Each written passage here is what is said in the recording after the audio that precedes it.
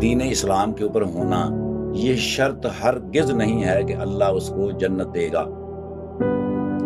بالکل صحیح. کلمہ پڑھ لینے سے نہیں ہوگا. نہیں ہوگا. اب والعصر جو ہیں وہ 3 آیتیں ہیں اور ایک پورا رکوع ہے. اس میں اللہ نے بالکل صاف کلیئر کٹ بتایا ہے کہ کلمہ پڑھ لینے سے اگر تم اس تصور میں کھو گئے ہو کہ تمہیں جنت مل جائے گی تو تم خسارے میں ہو. اس کے ساتھ جو 4 عوامل ہیں اگر وہ نہیں جڑیں گے تو تم صریحاً دھوکے میں ہو. ایمان مفصل، پورا ایمان پورے دین کے اندر جب تک داخل نہیں ہو جاؤ گے. نیک عمل صالح اس سے اگلا تو مسئلہ اور خراب ہے. پہ قائم رہو گے اور حق کی تلقین بھی کرو گے، خود بھی حق پہ رہو گے اور تلقین بھی کرو گے. ٹھیک ہے جی، آگے آئیں گے. صبر بھی کرو گے اور صبر کی تلقین بھی کرو گے.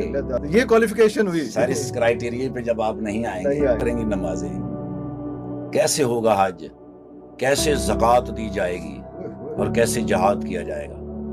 اب باقی سب لفظ جو ہے نا جی، نماز، روزہ، حج، زکوٰۃ، وہ تو مکمل ہے، لیکن جہاد جو ہے اس کی 2 ڈائمنشنز ہیں. سر اپنے نفس کے ساتھ جہاد کرنا، اپنی خواہشات، سب سے پہلے خواہشات کے ساتھ جہاد کرنا ہے نا سر. اس کے بعد میرے نبی معظم حضور نبی کریم صلی اللہ علیہ وآلہ وسلم کے بتائے ہوئے راستے اور دین کے اوپر اگر تمہیں کوئی شہادت پورے کرنے والا انسان نہ ملے، وہ نفی کرے اللہ اور اللہ کے رسول کی، تو نکالو تلوار، اس کی گردن اڑا دو. پہلے پھر جہاد میں خواہشات.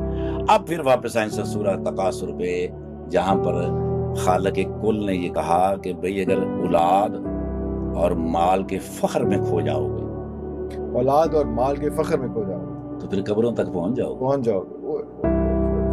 اور پھر وہ سارا معاملہ جو میں نے قرآن میں تم سے کہا وہ پورا ہو جائے گا. اور پھر قیامت والے دن پوچھا جائے گا جو نعمتیں میں نے تمہیں دی تھیں، نعمتیں. ٹھیک ہے جی، اب نعمتوں کا شمار تو ہو نہیں سکتا. بالکل صحیح. لیکن 3 بڑی نعمتیں ایسی ہیں جس کی آگے ڈائمنشن چلے گی. 3 نعمتیں: جان، مال، اولاد. یہ وہ 3 نعمتیں ہیں جو آگے تک جس کا حساب دینا ہوگا. اور پھر اس کی چھوٹی چھوٹی ڈائمنشنز اس کے ساتھ.